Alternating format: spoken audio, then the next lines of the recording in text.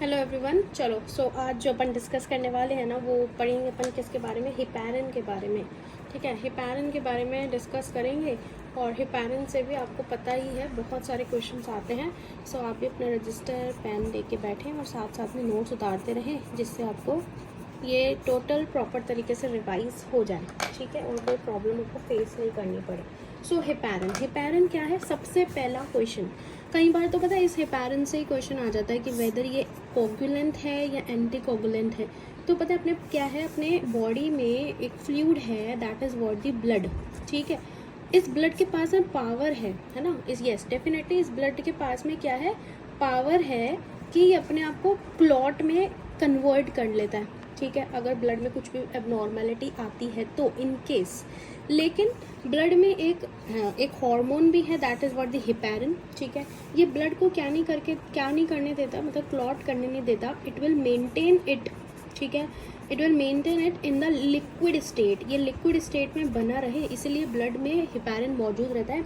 और जो हिपैरिन है वो क्या करता है, अब क्लॉट होने नहीं दे रहा है तो it will act as an anti coagulant.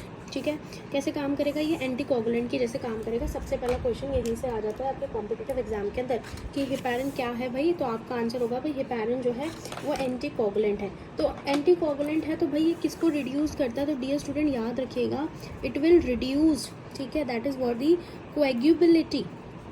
ठीक है, it will reduce the coagulability of blood. कि ब्लड की जो कोएग्युबिलिटी है, मतलब ब्लड में जो क्लॉट बनने की क्षमता है, उसको ये क्या कर देता है, रिड्यूस कर देता है। ठीक है, अब जस्ट फॉर एग्जांपल कोई भी, हाँ यस डेफिनेटली, कोई भी कितना ही धुरंधर क्यों ना हो, है ना, वो अपनी लाइफ में कभी ना कभी तो स्टूडेंट रहा ही है। डेफिनेटली पहले स्टूडेंट ही होते हैं मैम, उसके बाद में चीज़ें सीखते हैं। तो अपने ही जैसा एक स्टूडेंट जिसका नाम है that is what the McLean, एक स्टूडेंट थे अपने आप में, जब अपने मतलब कुल मिला के जब अपने स्टूडेंट लाइफ में थे। तो ये स्टूडेंट कैसे स्टूडेंट थे भाई? ये मेडिकल स्टूडेंट थे, मेडिकल स्टूडेंट। ठीक है, मैकलीन नाम था इनका। इन्होंने क्या किया, डिस्कवर्ड कर दिया। इन्होंने ही डिस्कवर्ड कर दिया अपनी स्टूडेंट लाइफ में। कब डिस्कवर्ड किया? 1916 में डिस्कवर्ड किया। और इन्होंने बोला कि जो अपना लिवर है, दैट लिवर, ठीक है, वो क्या कंटेन करके रखता है, दैट लिवर जो है वो कंटेन करके रखता है क्या, एक powerful, that is what the powerful anticoagulant को। मतलब अपन को यहाँ से क्या समझ में आया कि अगर अपने किसी भी एग्ज़ाम में, नर्सिंग के किसी भी एग्ज़ाम में, या फिर अगर आप किसी पैरामेडिकल से बिलोंग करते हो, या फिर अगर आप MBBS भी कर रहे हो, आप फर्स्ट ईयर में हो, ठीक है, तो आपको ये बेनिफिशियल रहेगा कि जो हिपैरिन है वो अपने आप एक एंटीकोगुलेंट है जो कोगुलेबिलिटी ब्लड की रिड्यूस करता है। मैकलीन नाम के एक मेडिकल स्टूडेंट ने 1961 में ये डिस्कवर्ड किया कि हमारे लिवर के पास में पावरफुल एंटीकोगुलेंट है जिसका नाम क्या है, हिपैरिन है।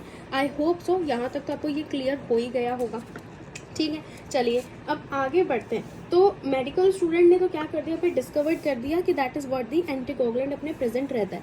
लेकिन उसी के कुछ टाइम बाद में हॉवल एंड हॉल्ट ने, ठीक है, हॉवल एंड हॉल्ट ने 1918 में, दैट इज़ 1918 में, 2 साल के बाद में इस पावरफुल एंटीकोगुलेंट को नाम दे दिया। मतलब इन्होंने, मैकलीन ने नाम नहीं दिया ये हिपैरिन, नाम किसने दिया है, दैट इज व्हाट दी होवल और हॉल्ट ने नाम दिया 1980 में। और इन्होंने इसको क्या नाम दे दिया, नेम इट हिपैरिन, और इन्होंने इसको नाम दे दिया that is what the heparin. ठीक है, और इन्होंने साथ में ये भी लिख दिया जो कि फाउंड होता है, फाउंड फ्रॉम लिवर। और ये जो फाउंड फ्रॉम लिवर है, ये डियर स्टूडेंट ये आपको पता होना चाहिए, हाँ भाई ये मैकलीन ने किया, लेकिन नाम जो है हॉवल एंड हॉल्ट ने दे दिया। चलो अब देखिए, जो हिपैरिन है बेसिकली, यहाँ से क्वेश्चन आपके कॉम्पिटिटिव एग्जाम में आ सकता है। तो मैं इसको थोड़ा सा स्क्रॉल ऑन कर देती हूँ जिससे आप कंटिन्यूस में अपने नोट्स पे लिखते रहें। तो अब ये ध्यान रखें, जो हिपैरिन है वो अपने आप एक हार्मोन तो है, ठीक है, लेकिन ये कार्बोहाइड्रेट है। मतलब कार्बोहाइड्रेट कैसे, that is what the ma'am, ये बनता है म्यूकोपॉलीसेक्राइड का। ठीक है, ये किसका बना हुआ होता है, म्यूकोपॉलीसेक्राइड का बना हुआ होता है, जिसका विच मॉलिकुलर वेट, जिसका मॉलिकुलर वेट काफ़ी ज़्यादा है। ठीक है, ये ध्यान रखना, जिसका मॉलिकुलर जो वेट है वो है डियर लगभग 10,000 से, ठीक है, 20,000 तक। 10,000 से कितना, 20,000 तक। तो यहाँ पे देखो आपको क्वेश्चंस भी बन रहे हैं। सबसे पहला क्वेश्चन तो आपका ये बन गया कि हिपैरिन क्या है, ये अपन ने पहले डिस्कस कर लिया कि हाँ भाई हिपैरिन जो है वो एक एंटीकोगुलेंट है। जो कोगुलेबिलिटी जो है ब्लड की वो रिड्यूस करता है। मैकलिन नाम के स्टूडेंट ने इसकी डिस्कवरी करी। दूसरा क्वेश्चन बन गया कि नाम जो है वो मैकलिन ने नहीं दिया, होवल एंड हॉल्ट ने 1918 में दिया। नेक्स्ट उसके बाद अपना जो क्वेश्चन बना है वो ये बना कि हेपेरिन जो है वो एक पॉलीसेक्राइड है जिसका मॉलिकुलर वेट जो है वो 10,000 से कितना है, that is what the 20,000 molecular weight है। ठीक है, अब मॉलिकुलर वेट इसका इतना ज़्यादा है तो ये अपने कॉम्पिटेटिव एग्जाम में यहाँ से क्वेश्चन जो है वो पूछा जा सकता है। अब अपन आगे डिस्कस करते हैं। जब ये म्यूकोपॉलीसेक्राइड है तो भाई इसमें जो सेक्राइड्स की जो यूनिट है वो कितनी यूनिट्स होती है, तो ये याद रखिएगा। तो वेरी इंपॉर्टेंट, जो हेपेरिन है, ठीक है, ये कंटेन करके रखता है, हेपेरिन कंटेन 2 सब यूनिट्स। इसमें 2 सब यूनिट्स मौजूद होती हैं। ठीक है, एक जो सब यूनिट है वो है that is what the D glucosamine. ठीक है, that is D glucosamine L iduronic acid. ठीक है, that is very important, D glucosamine L iduronic acid. ठीक है, और जो दूसरी सब यूनिट है डियर स्टूडेंट वो है that is what the D glucosamine. ठीक है, that is what the D glucuronic acid, glucuronic acid. इसकी दोनों की सब यूनिट मिलके हेपेरिन के स्ट्रक्चर को बना रही है। और जो हेपेरिन है ना, ये थोड़ा सा आपको यहाँ पे फोकस करना होगा। हेपेरिन जो है वो अपने हर टिश्यू में प्रेजेंट होता है जिस टिश्यू में मास्टर सेल होता है। ठीक है, क्या बात समझ में आई यहाँ पे मैम? यहाँ पे ये बात समझ में आई कि मैं लिख देती हूँ, heparin is present in all tissue, कि हेपेरिन जो है वो हर टिश्यू में प्रेजेंट है। ठीक है, जो क्या करके रखता है, ऐसे टिश्यू जो कंटेन करके रखते हैं, कंटेनिंग किसको, that is what the mast cells को। यहाँ तक क्लियर हो गया है ना? अब लेकिन अगर आपसे पूछा जाता है ना कॉम्पिटिटिव एग्जाम में कि सबसे ज़्यादा कहाँ प्रेजेंट होगा, तो याद रखिएगा रिचेस्ट सोर्स जो है इसका हेपेरिन का वो है that is dear student that is what the liver. ठीक है ना? रिचेस्ट सोर्स जो है वो क्या है, लिवर। और कहाँ पे प्रेजेंट होता है, लंग्स में। ठीक है, और कहाँ पे प्रेजेंट होता है, that is what the intestinal mucosa में। ठीक है, कहाँ पे, इंटेस्टाइनल म्यूकोजा में। तो ये इसके क्या हो गए, रिचेस्ट सोर्स हो गए। आई होप आपको यहाँ तक तो बिल्कुल क्लियर हो गया होगा कि this is about the heparin. अब अपन थोड़ा आगे बढ़ते हैं। ठीक है, चलिए अब अपन थोड़ा सा आगे बढ़ते हैं कि अगर हेपेरिन अगर लिवर में, लंग्स में और इंटेस्टाइनल म्यूकोजा में मिल रहा है, तो अगर किसी की बॉडी में हेपेरिन की कमी हो जाए तो व्हाट वी विल डू, क्या कर सकते हैं अपन? तो ध्यान रखिएगा कि ma'am it is commercially obtained, है ना? ये कमर्शियली भी ऑब्टेन किया जा सकता है।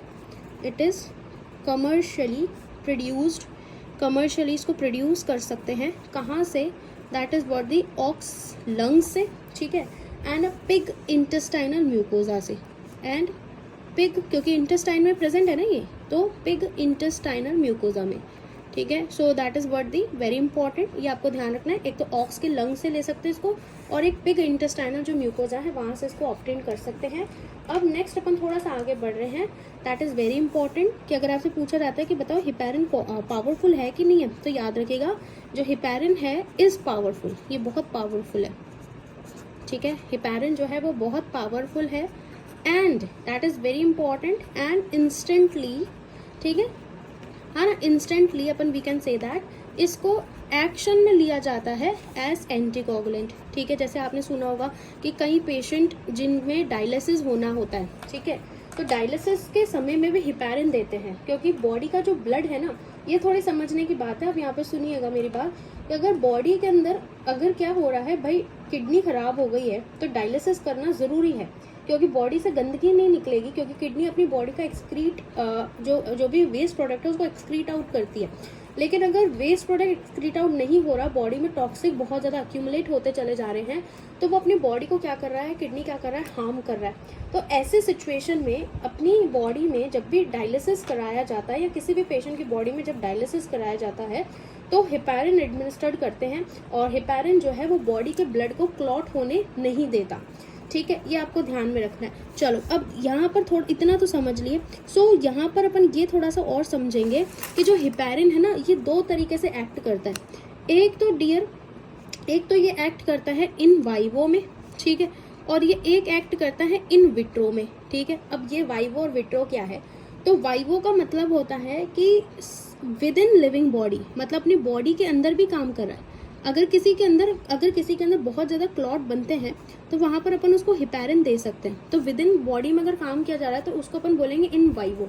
लेकिन अगर अपन इसको क्या किए जा रहे हैं, अगर अपन इसको लैब में यूज़ में ले रहे हैं, या फिर आपने देखा होगा कि ब्लड सैंपल पेशेंट का लिया जाता है, तब भी अपन क्या करते हैं भाई, हिपैरिन यूज़ में लेते हैं, हिपैरिनाइज सिरिंज यूज़ में ले लिया, ऐसे सुना होगा आपने, है ना। हाँ जी, बहुत इंपॉर्टेंट है ये। तो समटाइम इन ग्लास, ठीक है, so very important, sometime in glass में भी यूज़ में लिया जाता है। जैसे कि एग्जाम्पल मैं बोल सकती हूँ जो वाइल्स वगैरह हैं, या फिर अपन बोल सकते हैं टेस्ट ट्यूब हो गया, या फिर अपन बोल सकते हैं that is what the petri dish, ठीक है। इसमें भी हिपैरिन का यूज़ में लिया जाता है। तो यहाँ पे दोनों ही यूज़ हो गए dear, that is what the in vivo भी हो गया और इन विट्रो भी हो गया। आई होप आपको यहाँ तक तो समझ में आई गया होगा। अब आगे थोड़ा सा बढ़ते हैं कि भाई जो हिपैरिन है ना, वो क्या करती है, एक्टिवेटिंग प्लाज्मा एंटीथ्रोम्बिन करती है, ठीक है। ये थोड़ा मैकेनिज्म इंपॉर्टेंट है अब यहाँ से। सो अपन यहाँ तक तो एक बार समझ चुके हैं। नाउ मैं थोड़ा पेज जो है वो टर्न कर देती हूँ, जिससे अपन आगे कंटिन्यू में लिख पाएंगे और आगे की चीज़ें जो है वो समझ पाएंगे। सो यहाँ पर अपन कंटिन्यू ही बने हुए हैं और अब आगे समझ रहे हैं। सो अब यहाँ थोड़ा आप फोकस करें, अब देखिए, ठीक है। तो हिपैरिन का काम क्या है बेसिकली, है ना, ये इम्पॉर्टेंट है। तो याद रखिएगा जो हिपैरिन है ये कैसे काम कर रहा है। हिपैरिन इज एक्टिवेटिंग, ठीक है। अब एक्टिवेटिंग क्या एक्टिवेटिंग करेगा, तो प्लाज्मा एंटीथ्रोम्बिन को ये क्या करता है, that is what the activate करता है, one of the golden MCQ, ठीक है। यहाँ तक आप समझ गए होंगे, है ना। So this is very very important. And low concentration जो है हिपैरिन का, इवन यहाँ मैं लिख देती हूँ, लो कंसंट्रेशन ऑफ हिपैरिन, जो हिपैरिन का लो कंसंट्रेशन है बेटा, वो क्या कर देता है, प्रोलॉन्ग कर देता है किसको, that is partial thromboplastin time को, ठीक है ना। ये आपको ध्यान में रखना। तो अब यहाँ पर अपन समझें कि अपने आप में जब भी अपन PTT चेक करेंगे तो इसका जो वैल्यू है वो थोड़ा सा गड़बड़ आएगा, 100% आएगा, वो कितना आएगा वो भी अपन डिस्कस करेंगे अभी, ठीक है। अब आगे अपन बढ़ते हैं। तो अब नेक्स्ट जो अपने कॉम्पिटिटिव में क्वेश्चन पूछा जाता है वो ये पूछा जाता है, क्या हिपैरिन को अपन ओरली दे सकते हैं, नहीं। और तो हिपैरिन नॉट एब्जॉर्ब्ड ओरली, ठीक है, हिपैरिन को ओरली नहीं दिया जा सकता। कारण क्या है, क्योंकि GIT के द्वारा ये क्या हो जाएगा, डिस्ट्रॉयड हो जाता है, ठीक है। GIT के द्वारा ये क्या हो जाता है, डिस्ट्रॉयड हो जाता है। तो इसको देते कैसे हैं, तो याद रखिएगा, इंजेक्टेड वाया IV, इंट्रावीनसली अपन इसको देते हैं। और ये कैसे काम करता है, ये काम करता है एक्ट इंस्टेंटली, जल्दी से काम कर देगा तुरंत। लेकिन अगर इसको कैसे दिया जाता है, सबक्यूटेनियसली, तो ये कैसे काम करेगा, एक्ट करेगा विद इन 60 मिनट्स, 60 मिनट के अंदर ये फिर क्या करेगा, काम करेगा। तो आई होप यहाँ तक आपको समझ में आ गया होगा। चलिए अब अपन थोड़ा सा आगे बढ़ते हैं।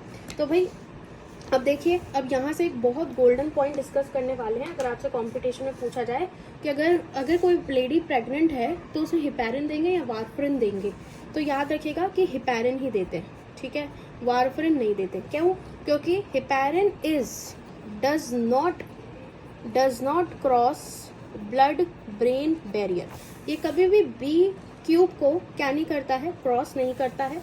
या फिर अपन बोल सकते हैं that is what the placenta को भी क्रॉस नहीं करता है, ठीक है। इसीलिए इट इज एंटीकोगुलेंट चॉइस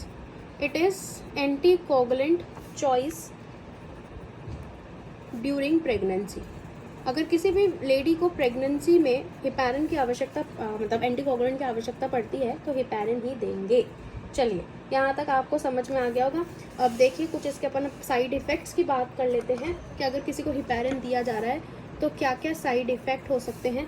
तो एंटीकोगुलेंट है तो इसमें पर्सन में क्या कर देगा, ये ब्लीडिंग कर देगा सबसे पहला, ठीक है। और ब्लीडिंग करेगा तो सबसे पहला जो इसका साइन है वो है that is what the haematuria, urine में ब्लड आने लग जाएगा। Haematuria is the first sign and इसको आपको गांठ बांध लेनी है, गोल्डन फॉर योर एग्जाम।